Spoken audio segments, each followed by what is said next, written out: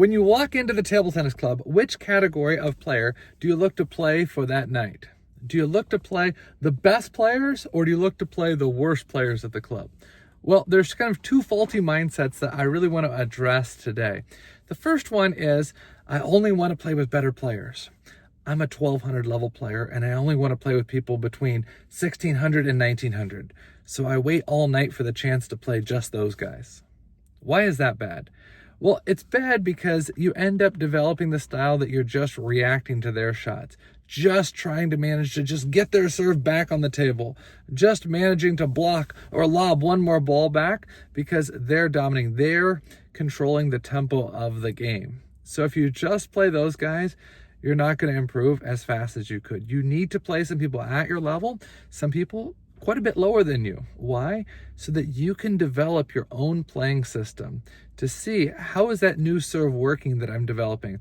How is it that when I serve this serve and I get an easier push or I get an easier block, how is it that I'm going to be able to dominate the competition? Because that's really the goal, regardless if you're playing lower players at your level or higher, that you be able to absolutely dominate the competition. And that's going to develop that better when you're playing with the low guys. So if you're the guy, the first category, the guy that just plays with higher level players, for the next month or two, scout out lower players. Just hunt them down and just say, hey, are you willing to play a match? Playing matches with lower players will allow you to learn to dominate. The second mindset, this is the last one I'm going to address today. The second mindset is, I want to be the biggest fish in the pond. There's some people that will only go to table tennis clubs with lower level players because they want to feel like, I'm really the best. Everybody else is down here and I am better than them. So they actually like to play just lower players. Now, of course, you can probably understand that they feel good about themselves. Their chest is out and they beat everybody in the club 3-0, and people are just wowed by their skills. Now, you can tell that probably it's going to be at a certain point that you're not going to be able to reach your full potential if you only play with them. Why?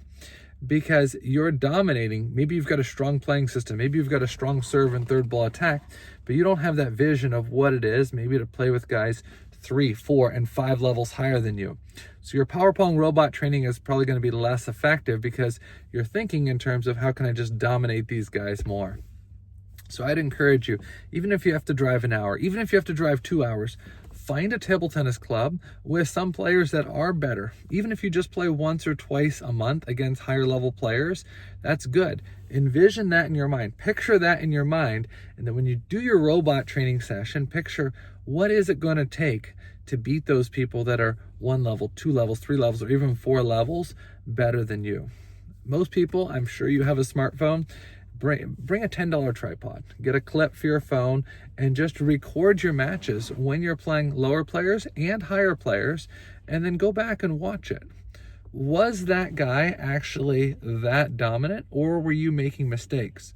There's some people that lose a match and they think, oh man, I couldn't react to that guy's shots because his shots were so strong. And then you go back and watch it, and actually they made a substantial amount of just unforced errors. So regardless of who you're playing, regardless if it's at a table tennis club or at a tournament, regardless if it's practice with a person, practice with a power Pong robot, I would highly, highly, highly recommend that you record and try to watch it within the next day or so. Take notes and then adjust accordingly. It's one of my big pet peeves from tournaments is people will say, well, it was a learning experience. And I say, okay, what'd you learn? And they're like, oh, I don't know, I just learned some stuff. Well, if it really was a learning experience, it needs to be something that you can actually do to adjust, whether it be, hey, I've been practicing these things, I need to continue to focus on these things, or here's some deficiencies, I really need to adjust my practice drills or my practice mindset to be able to practice these things better, more efficiently. If you enjoyed watching this video, make sure you hit like and subscribe down below, and drop a question or a comment if you've got one. I look forward to seeing you in the next video. See you soon.